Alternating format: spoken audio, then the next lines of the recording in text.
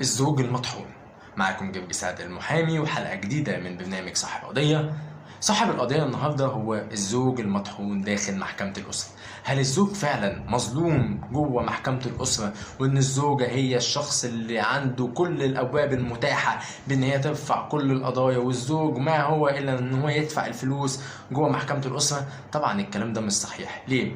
تعالوا كده النهاردة نتكلم، وبما إن الزوج هو صاحب القضية النهاردة، تعالوا النهاردة نتكلم على الزوج جوه محكمة الأسرة.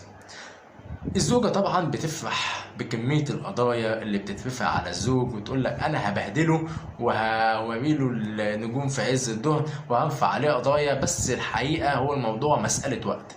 يعني الزوجة بترفع ضد الزوج نفقة، نفقة زوجية ونفقة صغار طبعا بأنواعهم التلاتة، وقصة بقى وتمكين، وتاخد تمكين مشترك من مسكن زوجية، وبعد كده يوم الزوج عامل إنذار بتاع.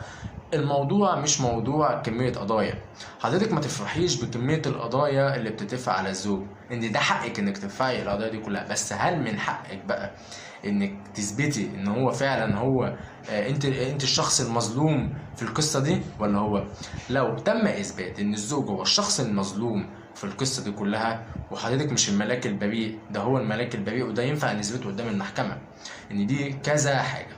اول حاجة الزوج يعملها بقى، تعالى انت ما تقولش النهاردة ان انت زوج مطحون داخل محكمة الأسرة، لا، انت ليك حق، وبس الموضوع بياخد شوية وقت.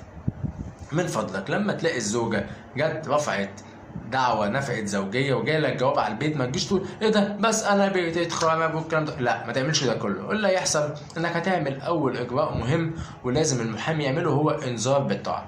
طبعا خلوا بالكم بقى من نقطة مهمة، او الزوج بقى بدل صاحب القضية النهارده عندنا الزوج، نخلي بالنا، ويعني الكلام هيبقى ليك انت.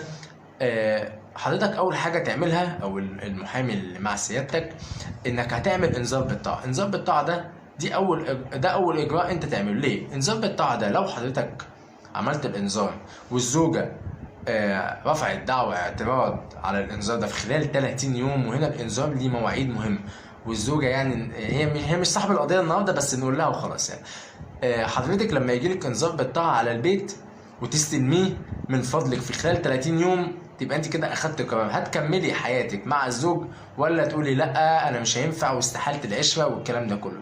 طيب لو قلت خلاص انا هكمل حياتي، هتروحي تسلمي نفسك وتبقي معاه في البيت ومفيش اي مشكله، وتكملي قضاياكي، مفيش اي مشكله، عادي جدا، وممكن يبقى في صلح. طيب النهارده بقى لو قلت لا انا مش هينفع اكمل، وانا من حق ان انا اعترض على الانذار اللي الزوج موجهه ليا، حلو، هتعملي ايه؟ هتعملي دعوة اعتراض على الانذار ده، تمام؟ اعتراض على الانذار بتاعه. طيب دي بقى فيها هنا مشكلة، انك لازم تكسبي الاعتراض، انك لو خسرت الاعتراض حضرتك كده مش هتاخدي نفقة، ويبقى كده الزوج مش هيدفع لك النفقة.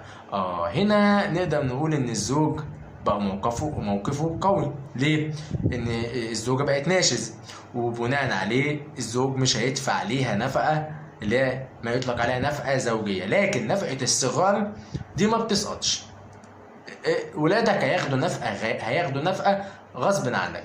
طيب في حالة امتى بقى اقدر اقول ان نفقة الصغار دي مش موجودة؟ بص بقى عشان تعرف ان الزوج هنا مش مطحون ولا حاجة.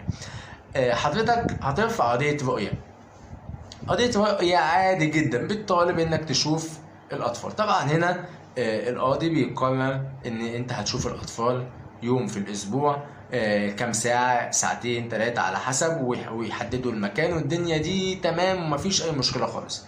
طيب لو الزوجة تعسفت وقالت لك لا انا مش رايحه رؤيه، حلو قوي، حضرتك 3 مواعيد الزوجه ما جاتش فيهم، حضرتك كزوج خلاص انت صاحب القضيه النهارده، الزوج هتروح ترفع قضية اسمها اسقاط حضانة. ليه؟ لان الزوجة يعني ما جابتش الاطفال في 3 مواعيد. طيب دي حاجة تانية، ممكن ترفع قضية بقى مدنية بالتعويض بان انت ما شفتش عيالك والكلام ده كله. طب اسقاط الحضانة هنا يبقى من حقك، وتقدر طبعا تجيب الورق الرسمي اللي يدل ان الزوجة ما جابتش العيال في المواعيد والكلام ده كله. ساعتها هتقدر تاخد منها الاطفال. طيب خدت الاطفال، يبقى بالتالي انت هترفع دعوة تانية، سقوط نفقة الصغار منها، ان خلاص الاطفال معاك، فانت هتدفع لها هي ليه النفقه. نفقه الصغار بتدفع علشان الاطفال بيبقوا مع اذا كان الزوج او الزوجه. طب لو كانت الاطفال مع الزوجه، هنا الزوجه تستحق نفقه صغار. طب الزوج بقى هو اللي معاه الاطفال، ان الزوجه بقى عندها اسقاط حضانه، خلاص يبقى كده الزوج عندنا بقى هو اللي معاه الاطفال، يبقى بالتالي ولا هي هتاخد نفقه زوجيه ولا هتاخد نفقه صغار. طيب وطبعا قضيه الاعتراض لو الزوجه خسرتها بتخسر معاها حاجات كتيره جدا، لكن انت كزوج كميه القضايا اللي من حقك ترفعها قدام المحكمه قليله، ولكن لو عرفت تكسبها صح وعرفت تثبت فعلا ان انت الشخص المظلوم، وده على فكره ما ينفعش ان انا يعني اقول ايه، لا اصل انا الشخص المظلوم، ان هي لا، دي بيتم اثباتها جوه بقى القضيه بالتحقيق، وانت بتجيب شهود وهي بتجيب شهود، والموضوع متروك للمحكمه. وساعتها لما القرار بيطلع او لما الحكم بقى بيطلع، بيبقى هنا لا من حق الزوج او من حق الزوج. طيب الزوجه لو كسبت الاعتراض طبعا بتكمل النفقه عادي جدا، والموضوع بيمشي عادي جدا. فاذا الزوجه ما تفرحش بكميه القضايا اللي هي بتدفعها في البدايه. خلاص ليه؟ ان في الاول وفي الاخر الزوج من حقه كمان انه يرفع قضايا، ولكن الموضوع بياخد وقت. كان معاكم جرجس عادل المحامي، وده برنامج صاحب قضيه. شكرا لمتابعتكم.